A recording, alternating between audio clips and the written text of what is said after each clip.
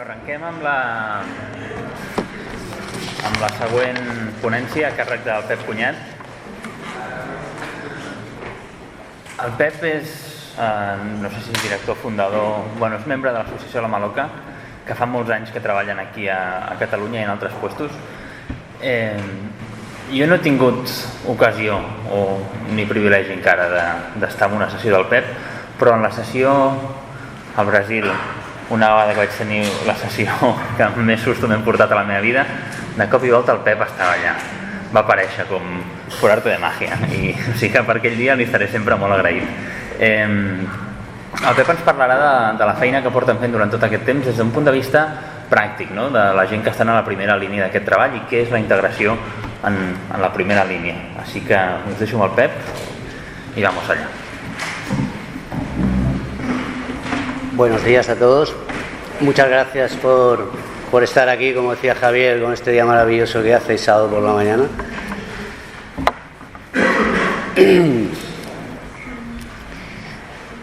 Yo todo lo que voy a hablar, dado todos los participantes, todos los ponentes que han estado antes, pues unas ponencias muy interesantes, pero por otro lado muy académicas, muy ordenadas, cosa que en mí igual vais a echar en falta un poquito.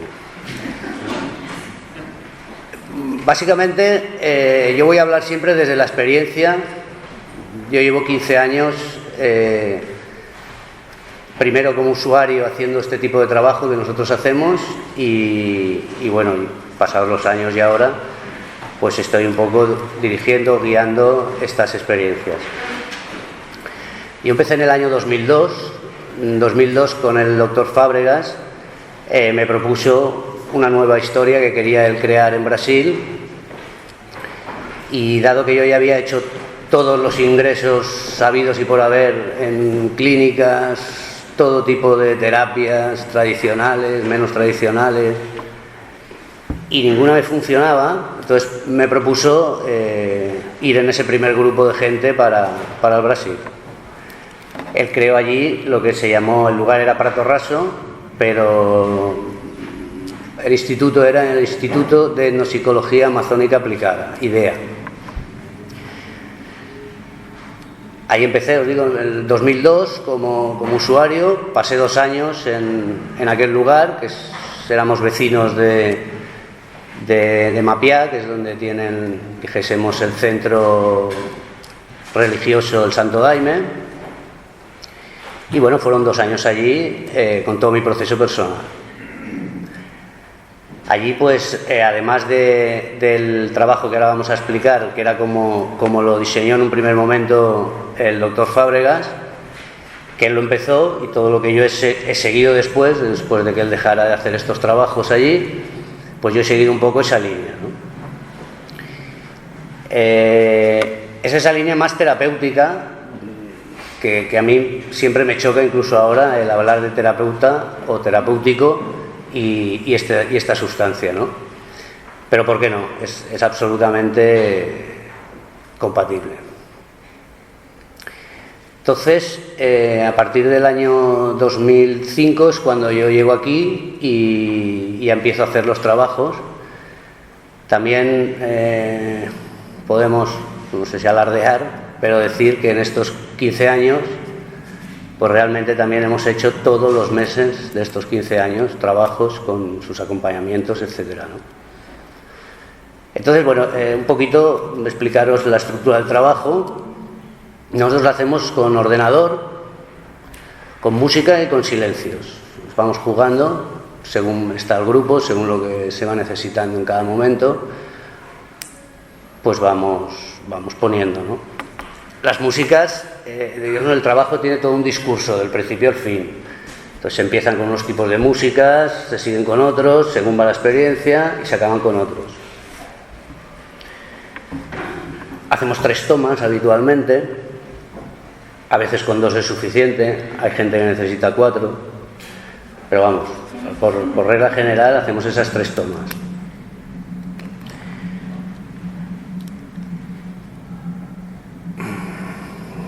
Vale. Hasta ahí lo que es la manera de hacer así el trabajo. Ay, se me ha olvidado deciros.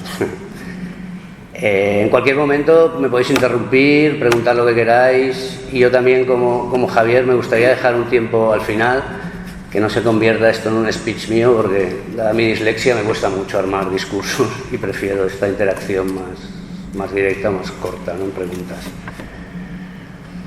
Entonces nosotros entendemos, también quiero decir esto, que desde el año 2002, cuando el doctor diseñó el tipo de trabajo, ya estaba incluida la integración. O sea, él como psiquiatra pues venía de esa línea, que no entendía cómo fijar las experiencias.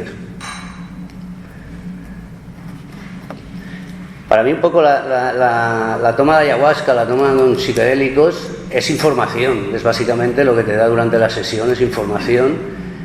Y entonces la gracia está en qué hacer luego con esa integración, con esa información. Nosotros le llamamos integrar. Y es esa la gracia, ¿no? No las sesiones. Luego hay cosas que comentaba Iker, que me parece un marco ideal, ¿no? Que tener no sé cuántas terapias antes de la experiencia, tener toda una formación, luego tener una contención, luego, desde luego sería un marco ideal para trabajar con la ayahuasca. Pero la realidad que tenemos es otra, ¿no? Y con lo que tenemos, y con las ilegalidades, con las sombras, yo creo que aún no hacemos demasiado, ¿no? de lo que nos permite la ley. Fundamos la asociación justo por ese motivo, por la necesidad de hacernos visibles, de dar la cara. Yo no me tengo que esconder de nada, yo no estoy haciendo nada malo. Y bueno, tras varios, no problemas, sino puntualizaciones de la Fiscalía aquí en la Generalitat, al final nos dieron el vistiplau, el visto bueno, el vistiplau. Entonces entiendo que sea obvio, pero lo voy a comentar. De tres maneras hacemos las integraciones: es habladas, escritas, y tenemos lo que llamamos la maleta del arte, que es también para integrar creando, con dibujos, con collage, con materiales moldeables.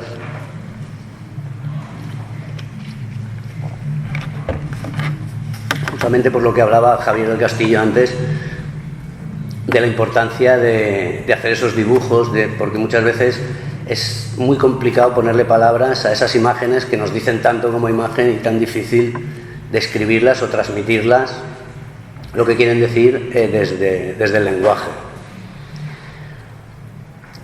La escritura también nos parece muy importante porque exige esa reflexión, ese orden, buscar las palabras, titular la sesión. Y luego eso, cuando uno va haciendo sesiones, sobre todo desde que empieza, se le crea un diario que luego es un material valiosísimo para él, para su crecimiento, o para su resolución de problemas, o para su sanación, o llamamos como queramos. Este sería el cómo. La escucha la hacemos en rueda, dejamos participar a quien quiera aportar, a cualquier otro de los que está hablando, pero siempre desde el no juicio y desde un respeto absoluto. No interpretamos la información que uno lanza en las integraciones, sino que al revés, lo que nos interesa es esa vivencia personal, cómo lo vive aquella persona, ¿no? Y no hay que ponerle ni una coma ni un pero, ¿no? Sí, el moderador, el guía, el tal, es el que, si ves que la persona se está perdiendo, entonces sí, ayudarla a bajar los pies en el suelo o a que no se vaya. ¿Qué esto venía por aquí? Las características, sí. Nosotros integramos siempre después de cada sesión, siempre. Entonces hacemos, también aconsejamos, sobre todo para la gente que empieza, hacer 2 días, viernes y sábado, siempre, las primeras contactos con las medicinas. ¿Por qué? Porque el viernes, yo también hay algo que discrepo con los que escuchaba anteriormente, ¿no? Y es la preparación. La preparación Creo que es necesaria. Nosotros también nos entrevistamos con todas las personas. Yo creo que con el 90% de los socios, que ahora está alrededor de 500, yo he hablado, o por vía mail o personalmente. Se me escapa un 10%, que hay gente que te engaña, otra gente que viene de la mano de algún terapeuta, entonces ya es diferente, pero básicamente con todas las personas intento hablar. Siempre también antes de cada sesión hago una pequeña entrevista con todos para un poquito intentar yo hacerme la idea de las dosis, del miedo que trae aquella persona en aquel momento, los nervios. Y otra cosa, que es lo que quería ligar ahora con lo de la preparación, a veces una excesiva preparación crea unas expectativas que las primeras sesiones, hasta que supera aquello, pues ni la primera ni la segunda la persona va a entrar, ¿no?, en ese estado de calma como para que la sustancia pueda hacer el resto. Entonces integramos siempre al día siguiente y 3 días después. 3 días después nos volvemos a reunir en Barcelona y hacemos otra integración, porque realmente, como decía antes, en las sesiones es información, un chorro de información. Y entonces a veces, pasadas unas horas, es muy complicado encontrar palabras que puedan definir tu experiencia o hablar algo. A mí me encuentro muchas veces que llegan a la integración y están bloqueados, ¿no? No son capaces de... Y la única pregunta que a mí se me ocurre, siempre es la misma, es ¿cómo te sientes ahora? Y a partir de ahí pueden ir enlazando. En cambio, 3 días después, que es plazo químico para que los IMAX desaparezcan del cuerpo y demás, y son esos 3 días en los cuales uno sigue con esa abertura, más sensibilidad.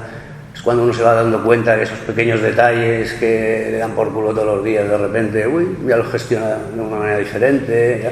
Entonces ahí uno es cuando tiene que prestar mucha atención a los flashbacks que va teniendo, prestar atención a su cuerpo, cómo va reaccionando a unos estímulos que está muy acostumbrado a recibir y de repente los siente de manera diferente, ¿no?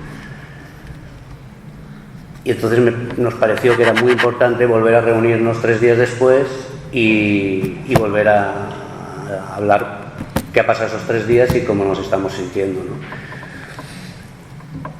Todas son importantes, tanto la reunión del día después como la de los 3 días, pero yo creo que la de los 3 días es más productiva.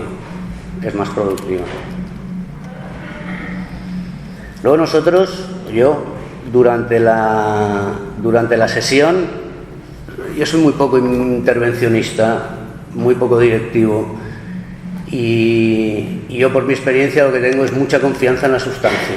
Yo sé que la sustancia es la que va a trabajar, es la que tiene que dar la información, es la que uno tiene que entender, más que tener una persona directa que haga una intervención hablada, ¿no? Que tienes que activar el consciente de nuevo, que me parece muchísimo más engorroso, pero es mi opinión personal y es como yo lo entiendo.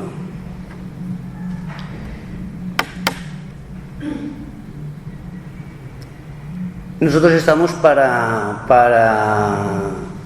ofrecer ese espacio seguro. Ofrecemos toda la experiencia que tenemos para acompañar a las personas y por eso no me parece oportuno en ningún momento interrumpir a alguien para intervenir, ¿no? En muy pocas ocasiones, solo cuando alguien está en algún conflicto que realmente verbalizándolo pues lo puedes sacar un poquito y ayudar, pues sí, estoy ahí siempre, no hay ningún problema. Pero intervenir yo, porque yo entiendo que esa persona necesita... No me gusta y creo que es interferir en la experiencia que está teniendo aquella persona.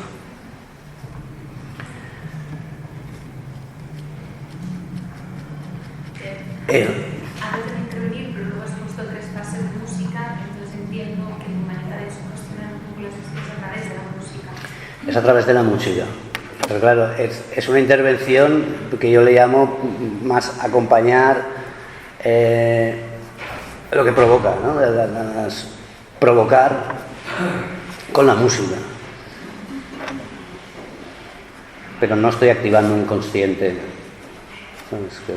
Yo también insisto en hacer las sesiones con los ojos cerrados. Que yo creo, a mí naturalmente ya me invita, cuando tomo la sustancia, lo que me invita al volver a cerrar los ojos. Pero hay mucha gente que, por su exceso de control, por y un ruidito, y ver, esta persona se está perdiendo mucho, porque realmente cada vez que uno pone atención en algo, está perdiendo el hilo de lo suyo. Y yo aconsejo esto, ojos cerrados y hacer implosión, que llamo yo, ¿no? De dentro para adentro. Porque uno cuando habla, se levanta, abre, sal, pues se da la cosa para afuera. No, pero yo he visto, ya. Pero si lo hubieras hecho así, hubieras visto más, o hubiera sido mejor para ti.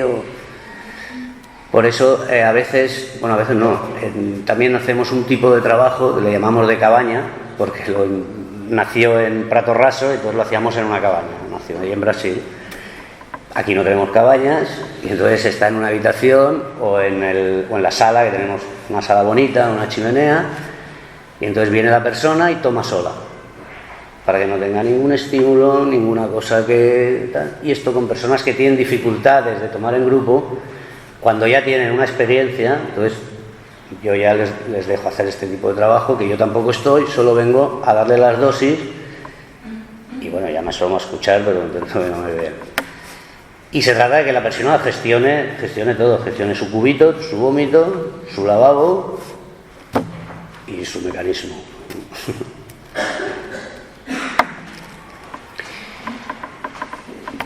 Yo en las integraciones lo que intento es intentar, con sentido del humor, cuando el Bous hablaba el otro día del optimismo, me pareció que uno se había hablado de eso y me sentí muy identificado.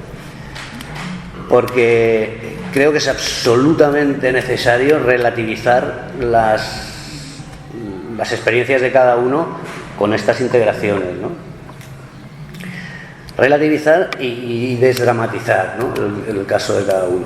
Entonces me parece que ese punto de humor o ese optimismo, ¿no? Siempre con respeto, sin faltar a la persona, evidentemente. Y creo que ayuda mucho a las personas. Porque, hostia, ya ven que no es tanta la carga que tienen, ¿no? Si cuando es capaz de reírse de lo que me está contando, ¿no? Entonces, creo que facilita muchísimo las integraciones. Y algo que nos hemos dado cuenta que ha creado, sin una intención clara, pero que se ha ido creando, y es que desde que yo comencé aquí en el 2005 hasta hoy, puedo unir gente desde el 2005 hasta hoy, y se ha creado toda una red social impresionante, ¿no? Que decíamos, hostia, es que es muy guapo, porque luego ya sabéis, cuando uno toma es igual que lleve 15 años tomando que tome 2 veces, ya de la familia, ¿no? Ya es diferente, ya queda integrado, ¿no? Los ayahuasqueros. Pero es muy válida esta red que se crea, porque muchas de las personas que acuden, gente con problemas de relación, gente con problemas, con cosas, con ganas de crecer, y de repente está sintiendo un apoyo y se forma una cadena de información que va siguiendo o traspasando de veteranos a nuevos, sin querer, sin intervenir la maloca, sin intervenir nadie, pero realmente la información se va transmitiendo de unos a otros. Y yo veo la evolución. Hay gente que viene y, bueno, o sea, con el paso de los años, gente nueva, hostia, y se comportan impecables en la sesión, como si ya tuvieran una cultura adquirida. Y se ha hecho esa transmisión, ¿no? Que llevan 2 trabajos y tienen unas actitudes pues impecables para que sus experiencias personales sean muchísimo con más calidad, ¿no? Y esto, ya te digo, nos hemos dado cuenta con el tiempo. Bueno, con el tiempo, me he dado cuenta el otro día, porque claro, yo nunca había... Nosotros todo esto lo hacíamos, pero nunca me habían pedido, hostias, explica lo que haces. Y claro, todo estaba en mi cabeza, pero absolutamente desordenado. Y cuando me tuve que sentar a poner todo esto en el sitio, digo, hostia, y lo de... No, claro, o sea que fue el otro día. mejor otro día. Así como objetivos de la integración, bueno, pues sobre todo ordenar la información, y algo que yo por mi experiencia personal, ¿no?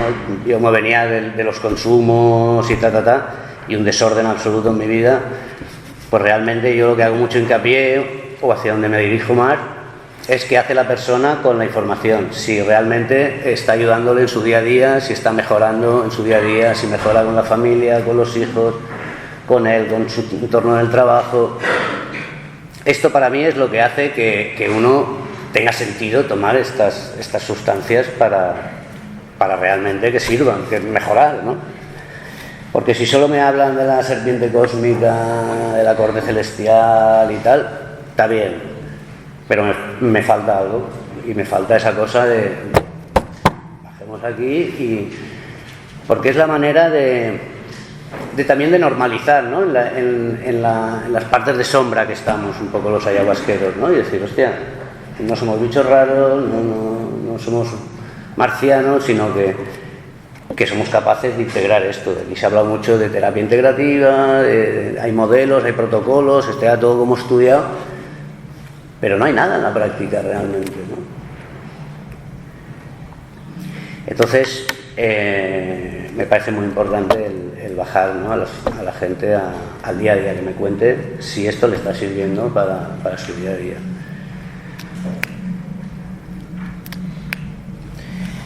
Y luego, para mí lo convierto en objetivo, y vuelvo otra vez a lo mismo, es relativizar la experiencia y desdramatizar la experiencia, ¿no? Ponerlo todo en su justo, en el punto, ni por arriba ni por abajo, un punto medio. Y para eso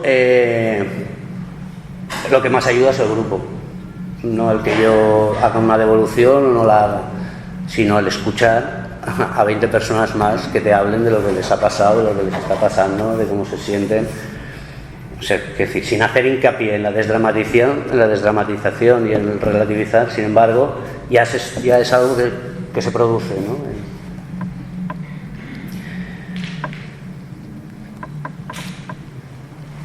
Es que tenía una secretaria que ponía lo que ella quería, no me ponía lo que yo le decía. Entonces, decía, riesgos y manejos. Manejos no entiendo lo que es, pero bueno. Yo creo que uno de los mayores riesgos que tenemos, los que tomamos este tipo de sustancias y con una asiduidad, es el narciso y el ego. Porque creo que nos tenemos que cuidar todos, tanto los participantes como los que damos la sustancia, ¿no? Yo tomo bastante. Porque claro, allí van viniendo acá, pam, pero el único que están todas soy yo. Entonces, el único que va sumando a lo bruto soy yo. Y realmente tengo mucha suerte porque con los años, pues considero amigo del doctor Fábregas y realmente es el que me supervisa. Que a veces pienso, no sé si es mejor o peor pero no, siempre agradecido porque realmente para mí esto de bajar a las personas al suelo, quien me lo ha enseñado es él y lo hace conmigo constantemente. Pero creo que es muy importante, ¿no? Y creo que es algo que olvidamos la gente que estamos haciendo esto, ¿no? Y es el que, hostia, que nosotros no estamos libres de nada. Si yo tomo cada sesión, coño, me pasan cosas, a lo mejor no en la sesión, pero pues cuando los días posteriores, pues me pasan cosas. Y todo esto hay que también integrarlo. Entonces, para mí uno de los principales riesgos o las cosas que más hay que vigilar con las personas es donde ponen el narciso y si el ego se les ha hinchado, porque pasan las dos cosas, con el ego y la ayahuasca, yo entiendo. Hay gente que se le hincha el ego y se le hincha el ego y se le hincha el ego, y hay otra gente que no, que al revés. A mí me ha pasado al revés, yo era de un ego que se me salía y a base de collejas pues se ha ido deshinchando, pero me queda también, claro, evidentemente. Y luego algo que tiene un riesgo además a veces inmediato es cuando la planta me ha hablado. y me ha dicho que, hostia, me he encontrado de todo, me he encontrado gente en el coche escondida, cariño, te quiero, no, hostia, no sé el momento, ¿sabes? Mañana en frío, y tenemos un caso que siempre lo explico, no le pongo nombre, pero el tío me viene el miércoles, la integración del miércoles, y he tenido un problema y tal, ¿no? ¿Qué te ha pasado? Dice, no, que cuando acabé la sesión, el sábado a las 5 de la mañana, me metí en la cama a mi padre para abrazarlo y decirle que le quería mucho. 38 años, un chiquillo. Claro, pues fue un desastre el padre. Tal, psiquiatras, veterinarios. Una auténtica preocupación para su padre, claro. Quiero decir, el actuar estas conclusiones precipitadas, al tanto, ¿no? Por eso nosotros también, cuando hacemos las sesiones, yo quiero que todo el mundo se quede a dormir en casa, se levante allí, almuerce, y al día siguiente con la calma, después de integrar, y pues que se vaya, ¿no? Yo siempre digo que cuando hablo con la gente que llega nueva a casa, que la integración sirve para 3 cosas, ¿no? Para poder explicar lo que te ha ido, cómo te ha ido la sesión, escuchar cómo le ha ido a tus compañeros y ver que lo tuyo, bueno, y en tercer lugar, para yo quedarme tranquilo, que nadie está diciendo cosas extrañas antes de irse a casa. Y es así, ¿no?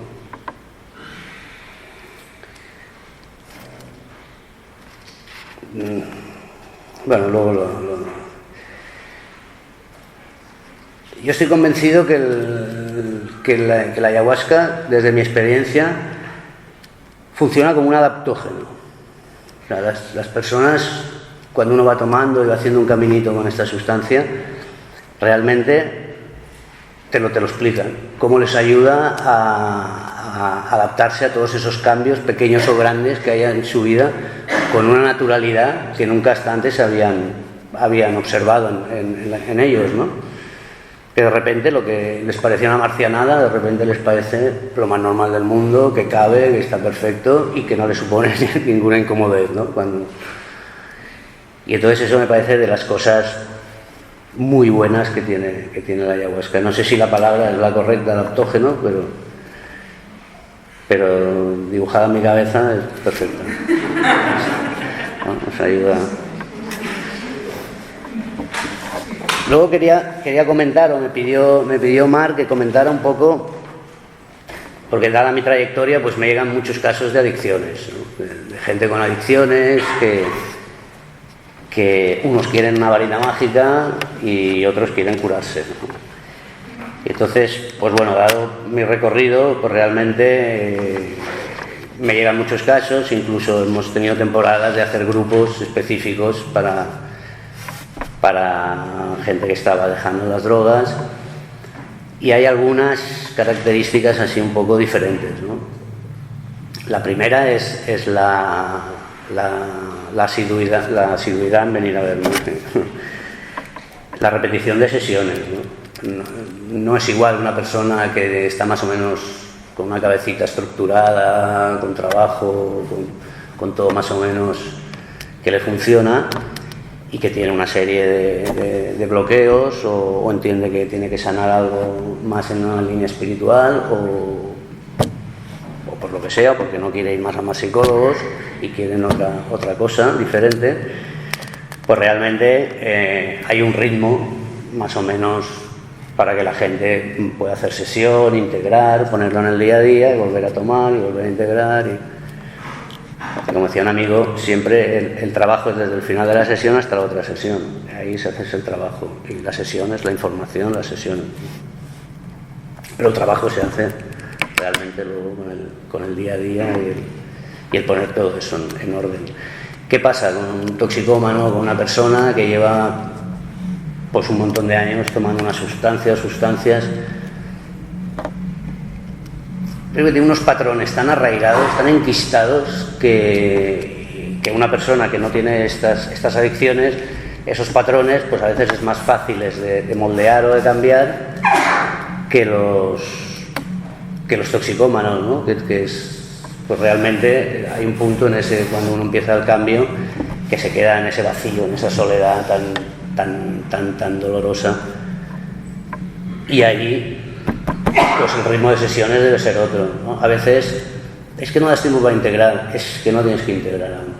No hay que dejarle levantar cabeza durante un tiempo, un primer tiempo, cuando uno está empezando a desintoxicarse o ya está desintoxicado y empieza un poquito la cura, pues realmente el marco ideal sería también, pues como hablaba Iker, como hablaba otra persona el otro día, poder estar en un lugar con los menores estímulos posibles, como es una ciudad, ¿no? que es de donde nos vienen ahora todas las personas, y por esta ilegalidad en la que estamos, pues realmente no podemos hacerlo de esta manera. Yo tuve mucha suerte y estuve en un entorno como fue la selva, con un doctor como era el Fábregas y con toda su experiencia, sabiduría y la estructura que puso allí, ¿no? Y entonces era ese lenguaje occidental, pero rodeados de una naturaleza que yo lo más verde que había visto hasta que fui allí era una maceta. Y claro, todo eso te desbordaba, ¿no? Y poder combinarlo y poder fusionarlo, ahora visto con el tiempo, me pareció que era un visionario, visto desde hoy, ¿no? En aquel momento, déjame.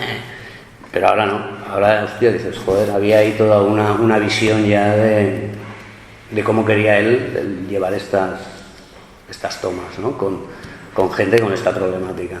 Y realmente, nosotros cuando llegué allí,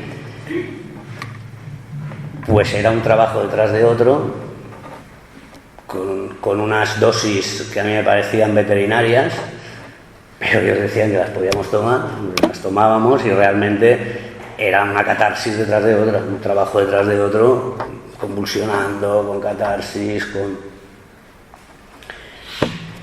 A mí me funcionó tras 2 años. A la gente le funcionaba bastante antes. Para mí me costó un poquito más. Pero bueno, realmente hoy toma sentido, ¿no? Todo ese sufrimiento que yo pasé, o todo ese proceso que yo pasé, yo tengo la suerte de que me está sirviendo para lo que hago hoy.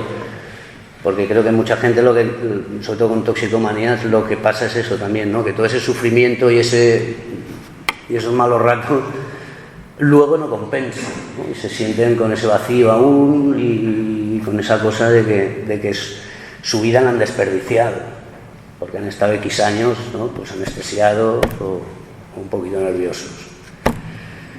En cambio a mí, hostia, pues me ha servido, porque toda mi experiencia me sirve para hoy estar aquí, tratar a las personas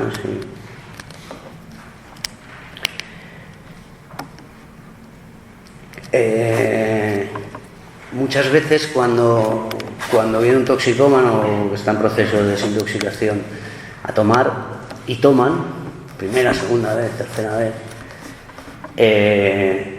entran en un craving. O sea, acaban la sesión y se van y se ponen, van y recaen. Por eso, hostia, pues hay que darle otro tratamiento a esas integraciones primeras de esta gente, porque además de lo que pueda hablar, explicar, pintar, hay que acompañarlo. Hay que acompañarlo porque provoca esas reacciones, tanto porque veas la faena que te queda por hacer, como por, hostia, la que me queda, me va a dar la última fiesta. Y por eso hablaba del contexto ideal, claro, que es un contexto ideal contenido, ¿no? No hablo de una clínica tradicional, pero sí, si es en contacto con la naturaleza, muchísimo mejor, ¿no? Hoy me hablaban, no, hombre, de hacer como un caso urbano, ¿no? Digo, hombre, si no hay más opción, pero realmente esa persona, si saliera del despacho y vuelve otra vez, el taxi sonando, estrella, pues no ayuda en nada, ¿no?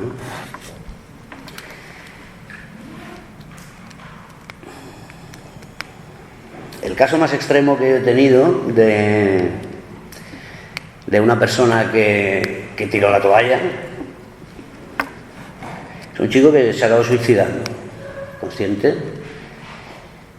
Él me llegó a mí además absolutamente con una intoxicación por cocaína hasta las orejas, y me atreví y me pasé 3 días con él. El hombre bebió 400 y 500 centilitros por día, y hasta que lo paró, que se paró. Ahí pasó 3 meses en casa, haciendo trabajos, todo empezó a funcionarle. Tenía 2 hijas de 2 mujeres, absolutamente descuidadas, retomó la relación.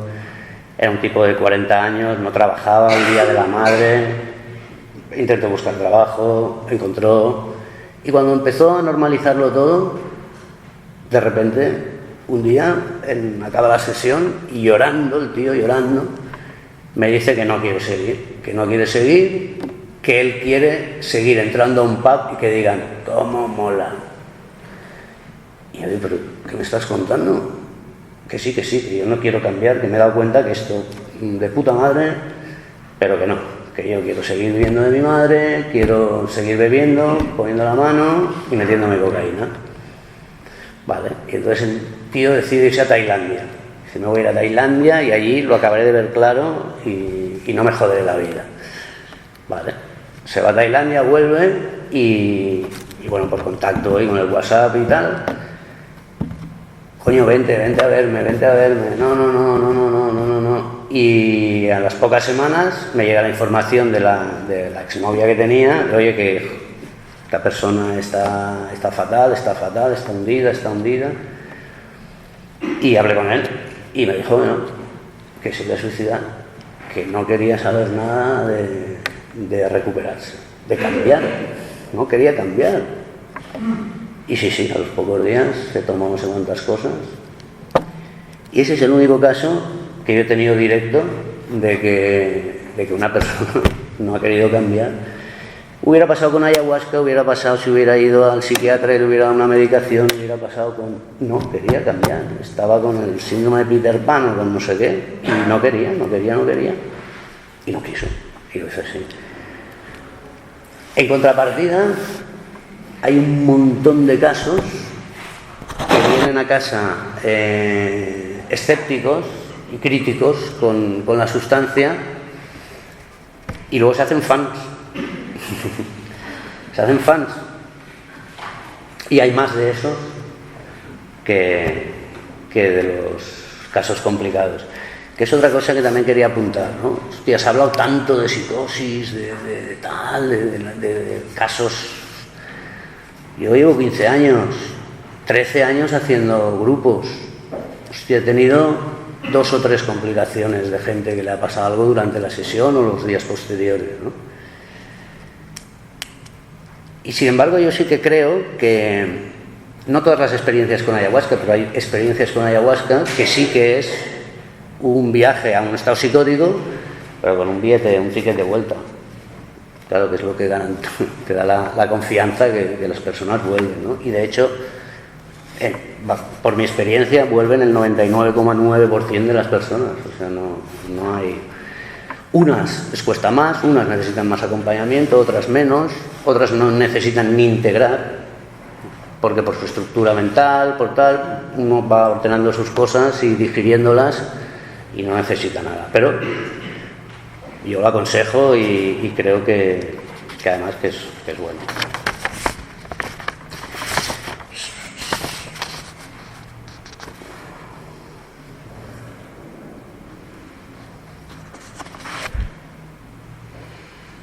Como yo no soy académico, ponía, ¿no? Un protocolo cerrado limita.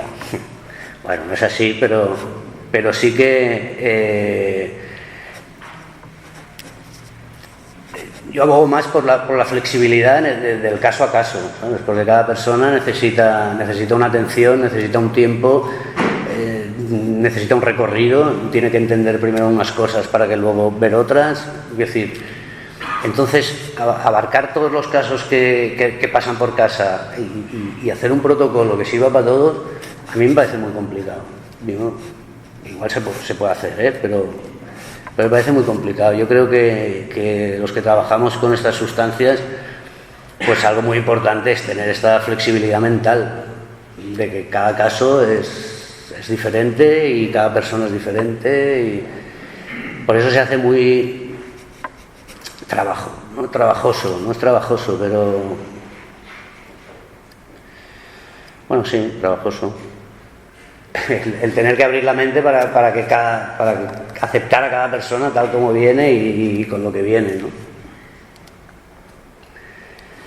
Y luego algo que yo quería aportar así también, ¿no? Es la cabida que tiene, incluso la recomendación de la gente que puede hacer otras cosas o puede compatibilizar, ¿no?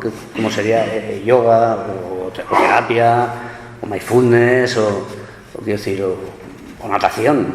Cualquier cosa que a uno le sirva para entrar un poquito en ese estado, pues es absolutamente recomendable. Porque a veces es que cosas que interactúan. Yo solo ayahuasca, ¿no? Solo he visto esto y solo hago esto y esto es lo bueno y esto sirve para todo. Pues no, para todo no sirve, ni para todas las personas sirve. Sí para casi todas, y sí que la ayahuasca combinada con otra serie de técnicas que te ayuden en el día a día y que puedas practicar tú, pues son absolutamente recomendables, ¿no?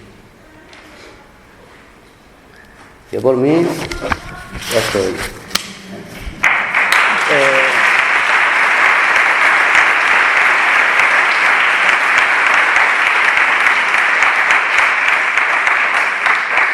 No sé cómo estamos de tiempo. 20 y pico, 20 minutos per preguntes. Turno de preguntas.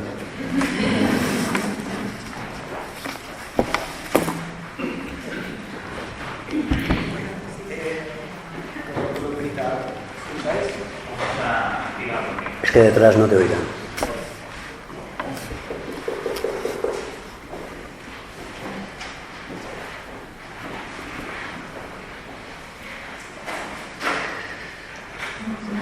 Sí, sí.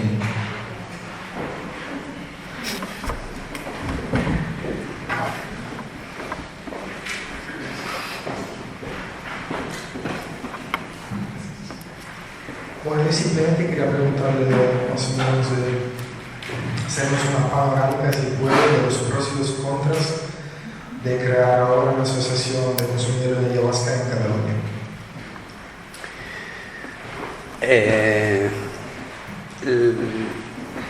Las mismas complicaciones que para formar cualquier asociación.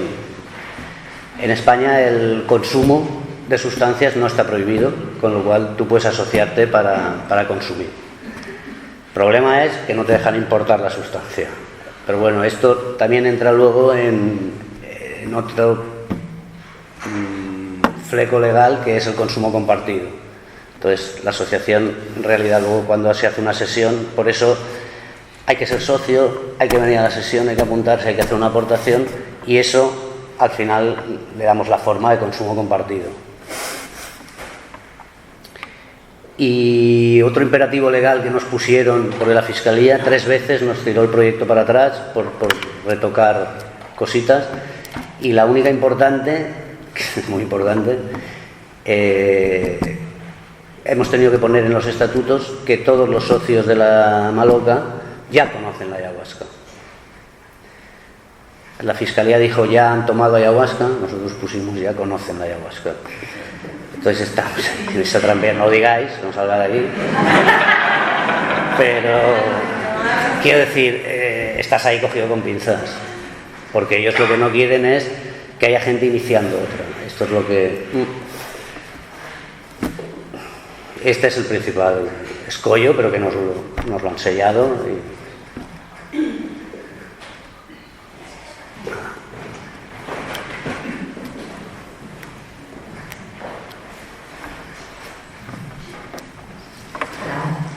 Me gustaría saber en las experiencias difíciles, si nos podrías decir en qué casos crees que es necesario intervenir. Entiendo que te basas mucho en la intuición, pero bueno, a ver si podrías concretar un poquito durante la sesión. Y bueno, para hacer esto que decías de volver a la tierra a la persona. Y si podrías explicitar algunas de las técnicas quizá concretas que utilices. Yo no sé, técnicas. ¿Qué haces? No, yo siempre explico, que yo ni soy chamán, ni leo la mente de nadie, ni nada por el estilo. Simplemente soy una persona con un proceso con mucha experiencia y que lo ponga al servicio.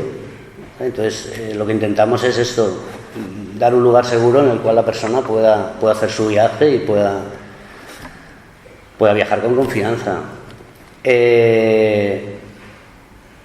Intuición desarrollas, evidentemente, pero como cualquier persona, si está viendo pasar gente que le explica cosas, por poco listo que seas, hombre, algo se te queda. Y la intuición se desarrolla, ¿no? Pero es bastante claro, cuando alguien está en un proceso complicado, no hay que... Bueno, es evidente, no hay que ser muy listo. Técnicas, te digo, yo simplemente intento calmarlo. A veces por intuición vas a una parte del cuerpo o a otra, pero no, ¿sabes? No tengo una técnica, ni canto un ícaro y la persona, no hago nada de eso.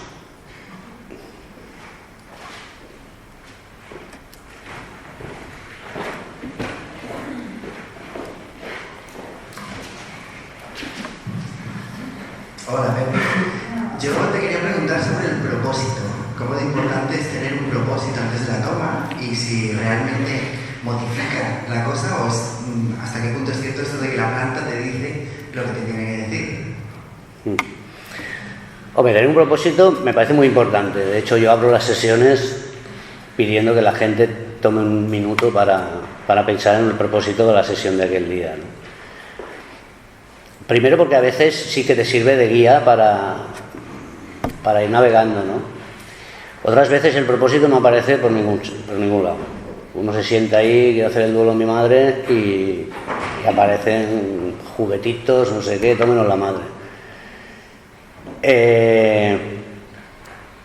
También cuando uno está en un momento pasando unas turbulencias, que digo yo, cuando uno está pasando un mal momento, muchas veces el recordarle el propósito le vuelve a traer un poco a la persona, ¿sabes? Otras gentes utilizan, por ejemplo, los aromas. Al principio de la sesión, cuando uno está sin tomar, pues cada uno con un olor. Y cuando uno está en un momento delicado, ese mismo olor, a veces las personas, porque en realidad es la guía que les estás dando para que vuelvan, ¿no? ¿Te contestaron a la pregunta? Bueno, de donde yo vengo no hablamos de sustancias adictivas, sino de personalidades adictivas. Entonces mi pregunta es si te has encontrado con algún caso de una toxicomanía, ¿no?, que luego sustituye con la ayahuasca. No, y ahí me das pie. Me alegro que me hagas esta pregunta, porque yo es algo que entendí un día en una sesión, ¿no? Y cuando ya estaba medio bien, yo tengo 3 hermanas y tenía un padre, ¿no? Y mis hermanas le llamaban droga y mi padre le llamaba medicina. Y mi padre era el mayor y mis hermanas las jóvenes, ¿no? Entonces, con esta premisa, en un trabajo entendí, digo, hostia, droga, esta sustancia, no le puedo llamar droga, aunque estoy de acuerdo con Bouso que sacarle todo lo peyorativo, y sí, es una droga como sustancia, sí, no hay problema. Pero realmente funciona absolutamente distinto a una droga. Yo cuando estaba tomando heroína o cocaína, pues realmente yo me sentía cada vez peor, mi entorno estaba peor, mi entorno familiar estaba destrozado, mi trabajo cada vez se me iba, cada vez perdía antes los trabajos, todo me lo iba cargando, ¿no? Y resulta que cuando empecé a tomar esta historia me pasó lo contrario. Primero, no quería tomar con la asiduidad que tomaba las drogas. Cada vez dije, hostia, ponme un poquito menos. Cada vez las cantidades iban bajando. Y cada vez se ha ido armonizando mi vida. Hostia, los trabajos empezaron a durarme de por vida. Todo se empezó a normalizar. Hasta hoy, que ya el núcleo duro, que eran mis hermanas, ya, ¿sabes? Ya entienden absolutamente que no es una droga, que no tal, que no es un sustitutivo. Pero claro que hay. Lo que pasa es que en este mundillo que estamos, ¿qué pasa con la marihuana? este es de los problemas que pueden derivar en otro problema que no estaba contemplado cuando uno empieza a tomar ayahuasca, ¿no? Hay en algunos entornos y no sé por qué regla de 3, pues mucha gente que empieza a tomar ayahuasca empieza a fumar. Y dices, ¿pero tú fumabas? No. Yo me he encontrado gente que me lo dice, además, dice, pues es que yo en mi casa no fumo. Y cuando tomo ayahuasca fumo marihuana. Y le sienta fatal. Y digo, coño, ¿y por qué lo haces? Y no lo saben por qué lo hacen. Pero es así. Me pasa, es decir, yo con lo que me encuentro, hablo desde la experiencia. Y es así, entonces creo que hay que tener más cuidado con otras sustancias que con la ayahuasca. En ningún caso es adictiva y te provoca todo lo que te provoca, y un adicto que es más golosón no va a ir a pasarlo mal gratis, no, como que no. Sí, no me ha pasado encontrarme con un adicto a la ayahuasca. Sí, quizá en este punto me gustaría invitar a los ponentes de esta mañana, Javier y Iker, a subir también a la mesa y podemos seguir el debate de una forma más abierta también. Si alguien tiene alguna otra pregunta, levantad la mano para que pueda anticiparme a vuestros conocimientos. Hola, muchas gracias, me ha gustado mucho oír y ver tu confianza en la planta, perdón, si me lo pongo. Al lado de tantos riesgos de los que se habla, ¿no? Y me preguntaba un poco desde esa perspectiva de confianza en la planta, si en ocasiones en tu experiencia te has encontrado con gente que ha acudido a ti a la que has preferido no darle la planta por alguna razón, o que tú lo has sentido así, por lo que sea, y si puedes contar un poco sobre ese tipo de casos, si es que los ha habido. Sí, no sé si son muchas y pocas, pero a bastantes personas después de la entrevista les he dicho que no. Y el último caso fue antes de tomar. Antes de tomar le dije, mira, no te voy a dar ayahuasca. Y lo acerté. Bueno, me vino por otra amiga, porque a la asociación no llega nadie que pasaba por allí. Todo el mundo, por eso tenemos esta interconexión, es boca-oreja. Todo el mundo que trae a alguien es porque ha estado en casa, no es porque... Y entonces, bueno, una chica de mucha confianza me dice, mira, tengo un amigo, lo de siempre. Digo, bueno, que venga. Hablo con él por teléfono y ya por teléfono yo notaba, hostia, igual patina. Y le dejé venir, venía de Andorra, vino, y cuando se sentó delante mío le dije, mira, yo no te voy a dar. ¿Sabes? Este chico estaba... no tenía un brote psicótico, pero vivía en un estado de psicosis y no. Y de hecho le di otra sustancia, que no era ayahuasca, pues le dije, no, ayahuasca no te voy a dar, y le di solo armada, que es solo limao, ¿no? Y le di muy poco. Y bueno, la experiencia de su vida. Me dijo que tuvo. Entonces yo le insistí, bueno, pues te la quedas, encantado, pero creo que lo que tienes que es ir a otro sitio para que te visiten y te hagan un buen diagnóstico. Y en base a eso luego valoramos. Pero sí, claro.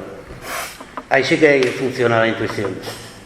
No tengo nada que eso, pero si a mí me hace chispa, yo no asumo la responsabilidad. Dirías, si me permite, dirías que más por protección de la persona en sí o del grupo, o no necesariamente de los tres, del grupo, de mí y de la persona. Y también me ha pasado, perdona, venir un chico para fin de semana, tomar el viernes, acabar la sesión y decirle hasta aquí. El otro día además. Y no se quería ir. Y dije, bueno, yo no te voy a dar. Y menos mal que a las 8 de la tarde del sábado siguiente reaccionó y dijo, bueno, me voy. Pero evidentemente no estaba para tomar de ninguna de las maneras. Gracias. Buenos días. Yo me quedo con ganas de saber algo más sobre éxtasis y emergencias espirituales que me ha dado tiempo a comentar.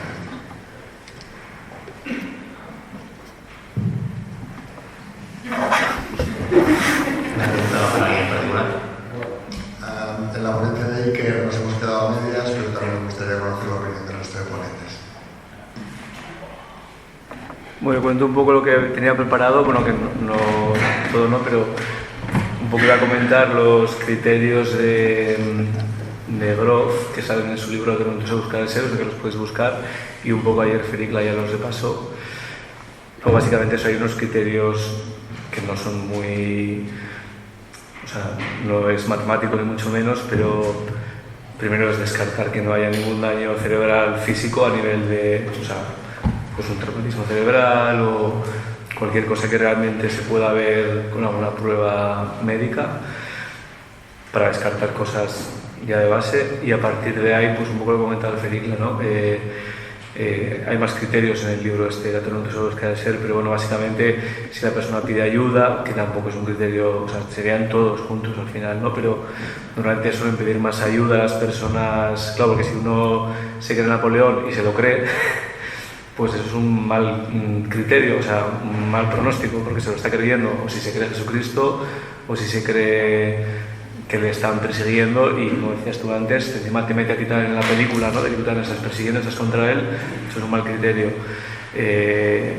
Si tiene delirios paranoides de estos persecutorios, todo eso también es un mal criterio que indica que no es una imagen espiritual, ¿no? Luego él continúa las experiencias, ¿no? Por ejemplo, Grof dice que si son experiencias eso, de muerte, de renacimiento, experiencias transpersonales, pues de unidad, todo esto, y que hay como una especie de coherencia.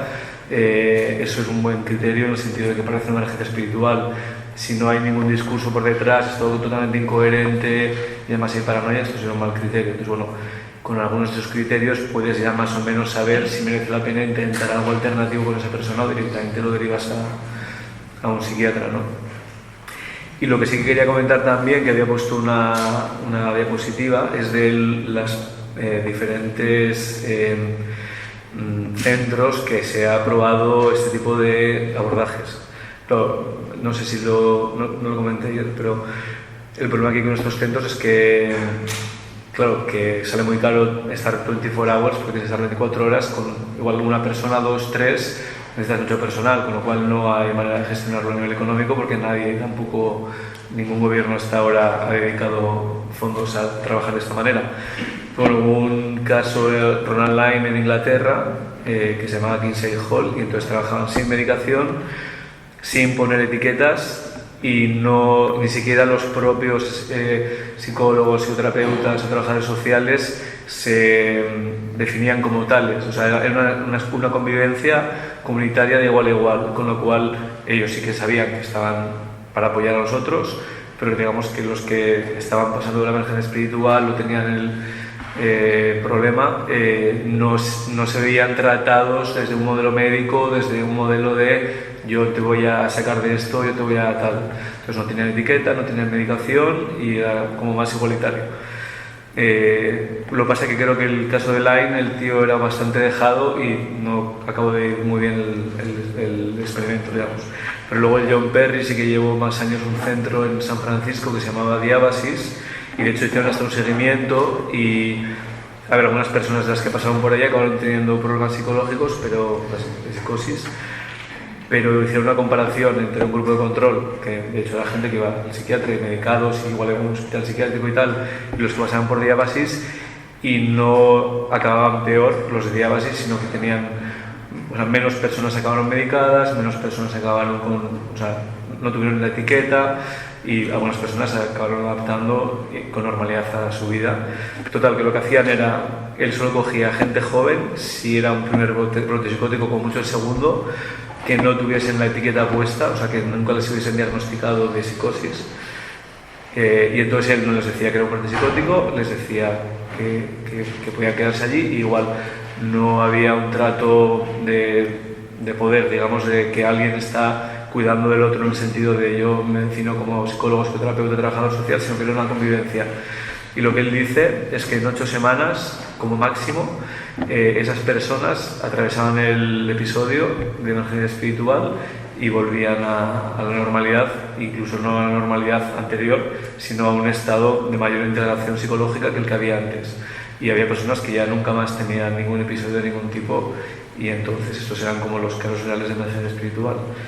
Y de hecho hay otro caso, que es el Elias Capriles, que de hecho justo está haciendo un seminario sobre este tema hoy en Barcelona, y él estuvo en Nepal y creó esto en los 70-80s, y era lo mismo, una casa Lo que pasa es que eran solo 2 personas y entonces si alguien tenía un brote psicótico cuando estaba viajando por la India en aquella época, pues los hippies tal, lo llevaban allí y era estar con él todo el tiempo. Entonces lo que él dice es eso, no poner etiquetas, pero encima como no intentar proyectar tus propias emociones, pues el miedo a lo que le esté pasando al otro, o sea, intentar estar como con un estado meditativo de presencia para no influir en lo que, o sea, y entonces no tener ningún tipo de juicio de que es la locura, de que es, o sea, intentar no proyectar nada, porque de hecho las personas que están en estos estados son muy sensibles, entonces para que el otro no perciba que le estás viendo ni tratando de ninguna manera fuera de lo común, o sea, tratarlo como una persona normal, ¿vale? Y él dice lo mismo, el caso más largo que tuvo dice que fue 40 días. Todos los casos, en menos de 40 días que tuvo, no sé cuántos fueron, remitían. Y bueno, luego está el tema de los festivales que hacemos en el Boom y demás, que también hacemos lo mismo. Es gente que toma psicodélicos, que tiene experiencias difíciles o muy negativas y nos hemos encontrado con casos muy difíciles. Luego Iván igual a la tarde lo comentará. Claro, es un festival que van 40.000 personas, por ahí pasan bastantes, ¿no? Igual un 1% pasa 400, pero es que la mayoría no les damos medicación, les acompañamos las horas que hagan falta, están hasta 2 días con nosotros, el tiempo que haga falta, y de los 400, que es el 1% del festival, menos 1, 2 o 3 casos, normalmente todos remiten y no tienen ningún tipo de... O sea, remite el efecto que aparentemente de entrada podría parecer un brote psicótico o una experiencia de desorganización psicológica, o como lo queramos llamar, pero eso, ni ponemos etiquetas, ni medicamos normalmente, y tiene que poner que son 40.000 personas en el festival, de las cuales más del 50% toman psicodélicos, que de ahí solo 3, ¿no?, acaben teniendo al final, que igual es hasta gente que ya tiene un problema psiquiátrico previo. O sea, este abordaje está funcionando en los festivales y ya no se hace solo en el Boom, sino que se hace en otros. Entonces, bueno, no me quiero enrollar más, pero que hay varias experiencias. El problema es eso, en Barcelona no hay ningún centro de este tipo, porque claro, nadie lo subvenciona y quién va a estar ahí 24 horas al día. Bueno, hay otra experiencia en el CSIS, que es una universidad que hay transpersonal en San Francisco, que lo que hacían era en un centro que había en San Francisco, los estudiantes de prácticas tenían una sala para emergencias espirituales, entonces se turnaban los estudiantes de la universidad para hacer prácticas con este modelo y lo mantuvieron igual casi 10 años este formato en ese centro. Pasa que lo mismo, al final dejaron de hacerlo porque da mucha energía y mucha dedicación y poca remuneración, por lo menos económica, a cambio de otros. Bueno, el problema al final es cómo sostienes un sistema de este tipo, un centro de este tipo, si no hay un apoyo institucional, ¿no? Pues bueno, simplemente es... Javier, ¿quieres añadir alguna cosa a esto? Tenemos 5 minutos más para preguntas. Para vuestra tranquilidad de espíritu, esta tarde tenemos rato de debate, tenemos media hora larga, 45 minutos, así que tendremos tiempo de abordar preguntas, pero no sé si estás bien. No, simplemente señalar una cosa. Yo creo que es muy importante tener la capacidad de simbolizar. El material de la denominada emergencia espiritual puede ser un material idéntico al material que aparece en el delirio psicótico. Porque el material que puede aparecer en el delirio psicótico puede ser un material muy rico. El problema está que el psicótico, la persona que tiene ese tipo de estructura, no puede simbolizarlo, lo literaliza y en el peor de los casos lo actúa. Eso es un elemento fundamental. Una persona puede traer un delirio psicótico con un material verdaderamente increíble. El problema está que esa persona no lo puede integrar. No lo puede integrar. Si por ejemplo, una persona en una experiencia psicodélica, pues haciendo meditación, trabajando sus sueños, empieza a tener una serie de vivencias intensas y aparece una imagen. Una imagen que, por ejemplo, le dice: vende todo y vete a la India. Esto, si la persona es capaz de reflexionar acerca de eso, de preguntar acerca del sentido de eso, poder además verlo desde perspectivas distintas, a partir de ahí destilar un cierto sentido, que sea de acorde con el momento vital que está viviendo, puede ser un material riquísimo. Si esa persona no puede hacer otra cosa que decir, tengo que hacer eso, tengo que venderlo todo e irme a la India, y si tú me dices lo contrario es porque tú estás tienes ahí un entorno, una confabulación que de alguna manera quiere impedir que yo crezca y que me convierta en esto o lo otro. Ahí es donde emergen elementos psicóticos. Y yo creo que a veces hay una confusión, y es que se piensa que el material del psicótico no es un material rico y son puras montajes, y es que eso no es así. A veces aparece un material riquísimo.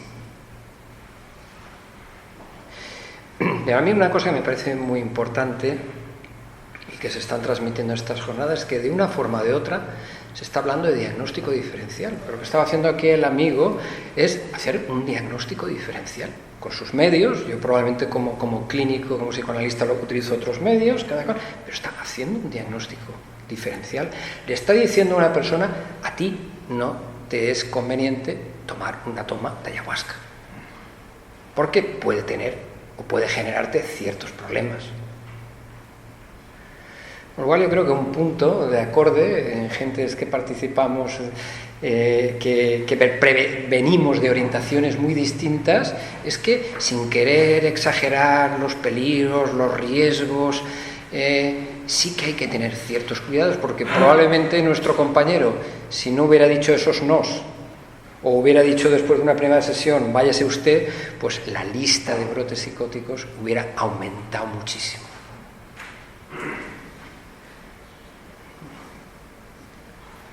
Estoy de acuerdo.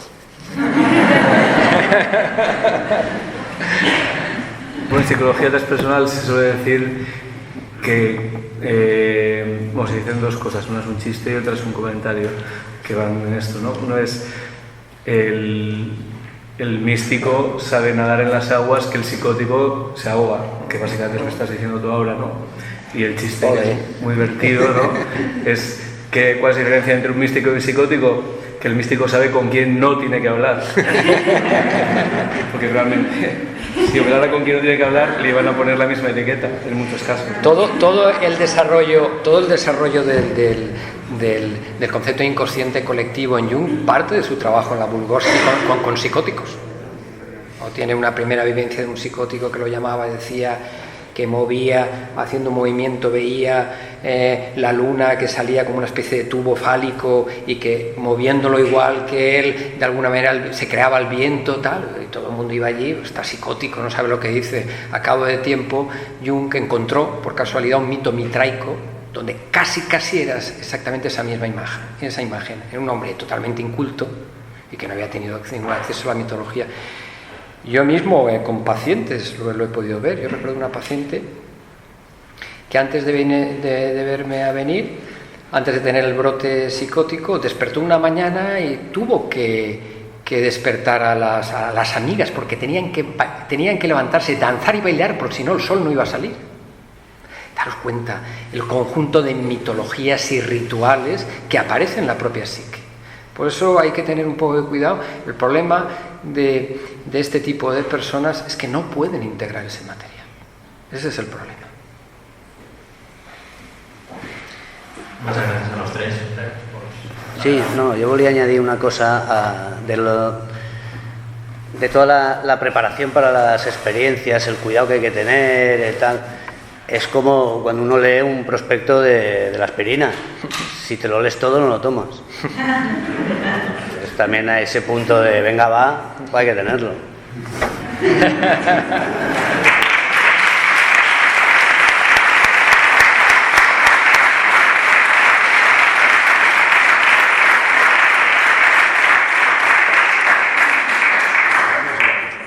Sí, això que sí, Pablo Valencia. Y terminaremos a las 7 de la tarde, así que nos queda todavía...